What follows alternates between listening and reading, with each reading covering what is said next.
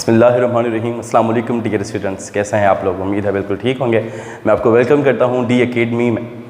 मैं हूं तलहा उस्मान, आपका बायोलॉजी ट्यूटर। आज हम स्टार्ट करेंगे हमारा सेकंड चैप्टर, जिसका नाम है solving a biological problems.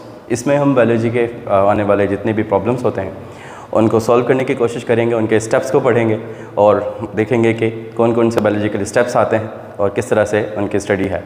So let's start. सो आज जो हमारा चैप्टर है उसका नाम है सॉल्विंग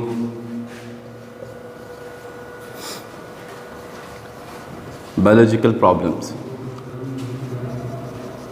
देखिए, इसकी डेफिनेशन तक आज से पहले बात करते हैं कि ये क्या होता है।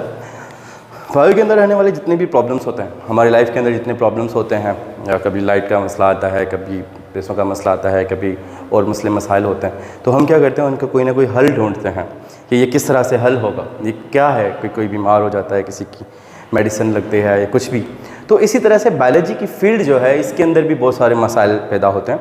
उनको हल करने के लिए इनके पास क्या एक प्रोसीजर होता है, वो प्रोसेस से हमें गुजरना पड़ता है ताकि हमारा जाके वो प्रॉब्लम जो है वो सॉल्व होता है। और इस प्रोसीजर के कुछ स्टेप्स हैं, उनकी बात करते हैं। तो जो सबसे पहले हमारे पास चीज़ आती है वो होती है ऑब्जर्वेशन। ठीक, ऑब्जर्वेशन के बाद क्या है? हाइपोथेसिस।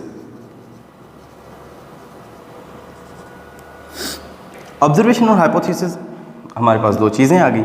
उसके बाद क्या आता है हमारे पास? एक्सपेरिमेंट। उसके बाद आता है हमारे पास रिजल्ट। उसके बाद आता है हमारे पास थ्योरी, और उसके बाद हमारे पास आता है लॉ।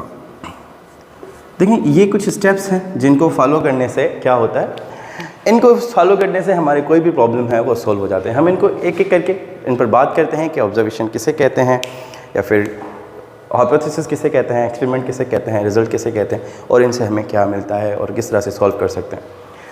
सबसे पहले बात करते हैं ऑब्जर्वेशन की। ऑब्जर्वेशन को सिंपल कहा जाता है कि it is called as data collection. For example, एक रूम है, इस रूम के अंदर हम पहली बार इंटर होते हैं। एंटर होने के साथ हमें उस रूम के अंदर में कुछ पता नहीं होता कि इस रूम के अंदर क्या है, किस चीज़ की है। हम पहले उस बोर्ड को हाथ लगाते हैं जहाँ से इलेक्ट्रिसिटी प्रोवाइड होती है। ठीक, तो वो बोर्ड भी हमारे लिए नया है। हमने जैसे ही उनके बटन्स को ऑन किया तो देखे पहले सेवर चल गया, उसके बाद फैन चल गया, डिफरेंट लाइट्स चल गई। तो ये क्या है, हमें अब पता चलेंगे किस तरह से कनेक्शन थी।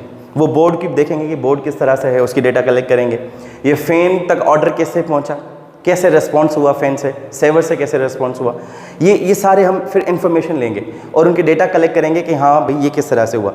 इसी तरह से ऑब्जर्वेशन किसे कहते हैं? कोई हमें पेशेंट मिलता है, आपकी बुक के अंदर जो एग्जाम्पल दिया हुआ है मलेरिया का, किसी को भी सिम्पटम्स हमें नज़र आते हैं तो उसके हम फिर उसका ब्लड सैंपल जो है वो रिसीव करते हैं, कलेक्ट करते हैं कि हाँ भाई देखें इसमें कोई चेक करेंगे। तो जो हमें साइन और सिम्पटम्स मिलते हैं, हमें जो डायग्नोसिस करनी होती है, उसे हम ऑब्जर्वेशन कहते हैं। ऑब्जर्वेशन बेसिकली दो टाइप्स में डिस्ट्रीब्यूशन होती है इनकी। एक होती है क्वालिटेटिव, दूसरी होती है क्वांटिटेटिव। क्वालिटेटिव किसे कहते हैं? इसे कहते हैं, ये होती है टूल्स पर डिपेंडेंट होती है। ठीक, और ये होती है मेजरमेंट पर।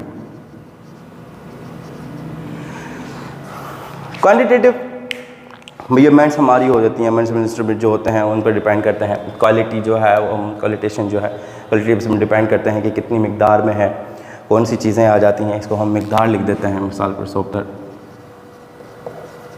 ठीक है बच्चे, ये हमें ऑब्जर्वेशन मिलता है। ऑब्जर्वेशन के बिहाफ पर हम कोई ना कोई स्टेटमेंट दे देते हैं। मिसाल के तौर पर मैं आपको समझा देता हूँ। मैं छत पर चला गया। ठीक, छत पर जाने के बाद मैंने ऑब्जर्व करना, मैंने डेटा कलेक्शन करना स्टार्ट कर दिया। देखें यार, बादल भी छाए हुए हैं, ठंडी हवाएं भी हैं और मौसम भी खुशगवार है। ये मैंने ऑब्जर्व किया, डेटा कलेक्शन की। उसके बाद मैं कहूँगा कि शायद बारिश हो जाए। शायद जो स्टेटमेंट होती है ना, उसे हाइपोथेसिस कहा जाता है। कंफर्म स्टेटमेंट नहीं होती, लेकिन एक स्टेटमेंट है जो हम अपने बिहाफ पर ऑब्जर्वेशन की डेटा कलेक्शन को देखकर एक दे रहे होते हैं, उसे हाइपोथेसिस कहा जाता है, जिसकी डेफिनेशन है tentative statement given bye observer. जो ऑब्जर्वेशन कर रहा होता है वो उसकी डेटा कलेक्शन को देखकर क्या करता है, एक स्टेटमेंट दे रहा होता है, जिसे हम हाइपोथेसिस कहते हैं। A tentative statement given by the observer is known as hypothesis. ठीक है बेटा, उसके बाद करते हैं एक्सपेरिमेंट। एक्सपेरिमेंट किसे कहते हैं? एक्सपेरिमेंट कहते हैं किसी भी लैब वर्क को, किसी भी रूम के अंदर, लेबोरेटरी के अंदर उसके जो चीज़ें होती हैं, नीडेड चीज़ें होती हैं, उनके मुताबिक हम काम करें। ठीक भाई, जो हमने स्टेटमेंट दी वो सही है कि नहीं, वो ऐसी है कि नहीं, उसके साइन और सप्लीमेंट से मैच करते हैं कि नहीं, उसकी डायग्नोस जो हम कर रहे हैं वो सही है कि नहीं। अब तो हम लैब वर्क के अंदर जो काम कर रहे होते हैं उसे हम एक्सपेरिमेंट कहते हैं। जो हमने देखा, डेटा कलेक्ट किए, उसी को वापस रिपीटेशन को हम एक्सपेरिमेंट कर रहे होते हैं, एक्सपेरिमेंट कर रहे होते हैं अलग अलग चीज़ों से। एक्सपेरिमेंट करने के बाद हमें एक रिजल्ट मिलता है कि वो इससे मैच कर रहा है, हमारे हाइपोथेसिस से मैच कर रहा है कि नहीं। ये सारी चीज़ें सबसे पहले हमारे स्टेटमेंट को फॉलो करता हुआ आएगा। ठीक है, रिजल्ट में, रिजल्ट आपका क्या होता है? फीडबैक। रिजल्ट कहते हैं किस चीज़ को? फीडबैक को। Feedback of your work. It might be positive और नेगेटिव। इस चीज़ की हमें कोई लेना देना नहीं होता, हमें सिर्फ रिजल्ट मालूम करनी होती है कि रिजल्ट आ रही है। Any response is coming from our experiment और नॉट। वो जो एक्सपेरिमेंट के बाद रिजल्ट आएगा तो हम उसे इस स्टेटमेंट से मेजर करेंगे, मैच करेंगे कि ये सही है कि नहीं। अगर देखें आपको जो भी रिजल्ट आया, जो भी पॉजिटिव में आता है, नेगेटिव में आता है, जिसे अब आपने जो ऑब्जर्वेशन वाले टाइम से, डेट से उस पूरे वर्क को लिखना होगा थ्योरेटिकल फॉर्म से। भाई मैंने फलां डेट से ये काम स्टार्ट किया था, उसके अंदर मैंने ये हाइपोथेसिस दी थी, फिर मैंने एक्सपेरिमेंट किया, एक्सपेरिमेंट में ये सारे काम मैंने किए, इन चीज़ों को इतना टेम्परेचर दिया, इतने लैब वर्क दिया, इतना टाइम लगाया, उसके बाद मुझे ये रिजल्ट मिला है। अब क्या करेंगे आप? ये सारा का सारा लिख देंगे, थ्योरेटिकल फॉर्म के लिख देंगे। लिखने के बाद ये एक लेटर बन जाएगा जो आप सेंड करेंगे कहाँ पर? लंदन साइंटिफिक सोसाइटी के अंदर। वो साइंटिस्ट की बहुत बड़ी सोसाइटी है जहाँ पर सारे के सारे जो लॉज हैं वहाँ पर बनते हैं। आपके इस काम को फिर से पढ़ा जाएगा, फिर से इस एक्सपेरिमेंट को प्रैक्टिकल फॉर्म में रिपीट किया जाएगा, उसे बार बार किया जाएगा। अगर रिजल्ट आपका जो भी रिजल्ट आया है उनका एक्सपेरिमेंट आपके रिजल्ट से मैच कर जाता है, एग्जैक्ट सेम आ जाता है, तो कहेंगे हाँ भाई ये जो बंदा है ये बिल्कुल सही कह रहा है। उस वक्त वो क्या बनाएंगे? लॉ बनाएंगे, और आपका जो लॉ है वो मैगजीन्स के अंदर, बुक्स के अंदर शाया हो जाता है। जिस तरह से आपके पास देखें ना कि ग्रेविटी है, उसका लॉ बना, ठीक, और आइंस्टाइन के लॉज आपने पढ़ लिए, आपने सेल का लॉ पढ़ लिया, सेल थ्योरी पढ़ ली। वो इसी तरह से नहीं, वो इन्होंने ऑब्जर्वेशन दी है, ऑब्जर्वेशन के बाद उन पर हाइपोथेसिस की, एक्सपेरिमेंट किया है, फिर थ्योरी लिखी है, फिर जाके उन पर दोबारा काम हुआ है, फिर जाके बुक के अंदर और इनका कंफर्म होता है कि हाँ भाई ये जो बंदा कह रहा है वो बिल्कुल सही है।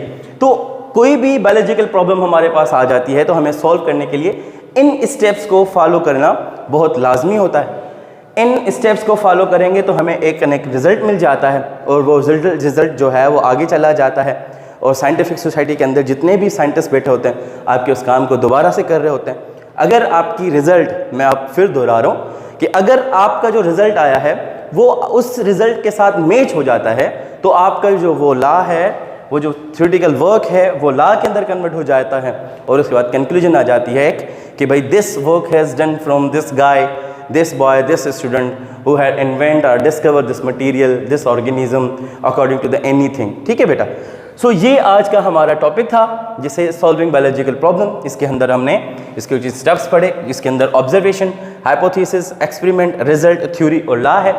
ऑब्जर्वेशन हम डेटा कलेक्शन को कहते हैं, किसी भी चीज़ की डायग्नोसिस करना, ये करना होता है। ठीक है बेटा, उसके बाद हाइपोथेसिस है, हाइपोथेसिस में हम टेंटेटिव स्टेटमेंट देते हैं। किसी भी टेंटेटिव स्टेट का मतलब होता है शक की बुनियाद पर बात करना, जैसे शायद, काश। ठीक है बेटा, इन दोनों को मिलाकर हम फिर उस जो हमें जिस डेटा कलेक्शन करते हैं उस पर एक्सपेरिमेंट करते हैं कि ऐसा है कि नहीं। उसके बाद रिजल्ट मिलता है कि वाकई ये हमारी जो हाइपोथेसिस थी उससे ये मैच रिजल्ट करता है कि नहीं। रिजल्ट के बाद आपको क्या मिलता है? थ्योरी। थ्योरी किसे कहते हैं? थ्योरेटिकल वर्क कहते हैं लिखने को। आपने ऑब्जर्वेशन डेट से लेकर, टाइम से लेकर जितना भी काम किया है उसे आप किसी भी रिटन फॉर्म के अंदर लिखेंगे।